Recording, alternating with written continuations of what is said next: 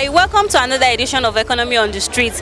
As we all know, this week is our long-awaited week, election week, and normally there's always like panic buying, people trying to stock up their houses and all of that.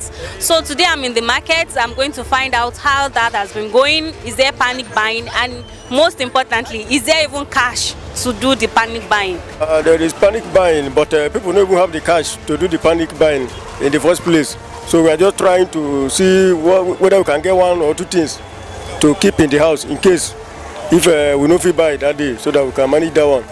That's what we are doing now. I've been trying to buy, but I could not be able to buy because I don't have cash to buy, and I can't do transfer. The transfer is not going, so there's a lot of confusion everywhere. I've shopped and I'm still shopping in case of incasity. Sure, you know, nobody knows. The election is on Saturday. There won't be market on Friday, and it's not even the Saturday that matters. Like days after that, the election is going to be announced. The result is going to be announced. There are people that maybe their candidates actually lost out of the election now. They can start demonstrating and stuff like that, and instead of me to stay at home and be hungry, so that's why we are actually shopping. Because there's no cash. The challenge is too heavy for us to carry. So the issue now is that, see market now, we are here and no more to ask us.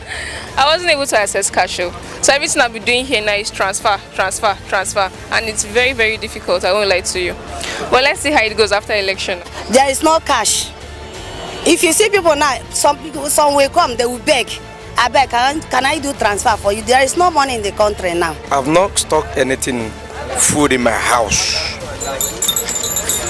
To buy a food now, we find it very difficult.